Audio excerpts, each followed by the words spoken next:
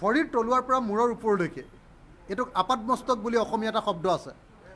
AIUDF আৰু BJP আপাদমস্তক একোটা সাম্প্ৰদায়িক দল। বিজেপিটো অলপ ওপৰত, ই সাম্প্ৰদায়িক আৰু ফেচিবাদী।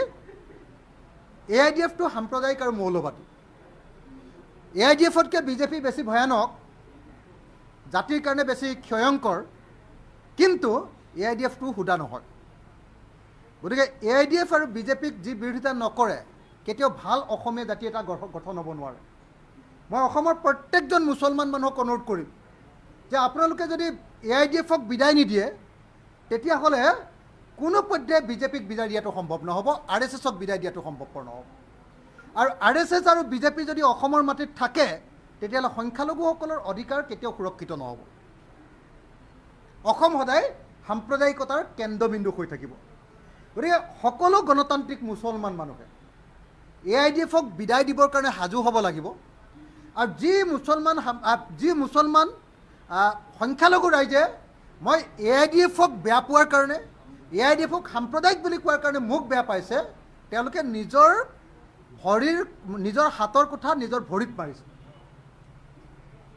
আজি যিমানবিলাক মুছলমান সমাজৰ কাৰণে, সংখ্যালঘু সমাজৰ কাৰণে যিমান বিপদ আহিছে, সেই বিপদৰ কাৰণে অত্যন্ত ৰেছপনচিবল, দায়িত্বশীল, বিপদৰ কাৰণে জগৰীয়া AIUDF দলটো। আৰু আপুনি বদৰুদ্দিন আজমলৰ ভায়েক কি নাম আছিলে? চিৰাজুদ্দিন আজমলৰ মুখৰ কথাটো শুনি চাবচোন। ভাষাটো অসমীয়া লাগে নেকি? মই সকলো জাতি জনগোষ্ঠীৰ ভাষাৰ টিউনটো সন্মান কৰোঁ দেই, কিন্তু এওঁটো সেই মুছলমানজনৰ টিউন নহয় এইটো। তেওঁৰ টিউনটো আৰবৰ টিউন, তেওঁৰ টিউনটো বম্বেৰ টিউন। উত্তৰ ভাৰতৰ যিটো আপোনাৰ আগ্ৰাসী টিউন, সেই টিউনত কথা কয়নে নকয়? মই অসমৰ অসমীয়া জাতিৰ মই যিসকল প্ৰতিবাদী আৰু অসমীয়া জাতিটোক ভালকৈ বনাব খোজা যিসকল ৰাইজ আছে সেইসকলৰ মই প্ৰতিনিধি বুলি মই ভাবোঁ। মোকে যিটো ভাষাত বদৰুদ্দিন আজমলৰ ভায়েকে কথা কৈছে, সেইদিনা মোক কোনোবাই দেখুৱালে, কালি দেখুৱাইছে মোক।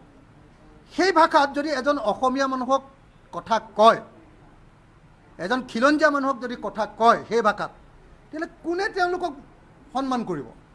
গতিকে বদৰুদ্দিন আজমলে অসমৰ মুছলমান মানুহৰ ঠিকা ল'বলৈ আহিলে সেইটো নহ'ব। মই অসমৰ মুছলমান মানুহক সন্মান কৰোঁ। মই অসমৰ মুছলমান সমাজৰ কাৰণে বহুত গালি খাইছোঁ।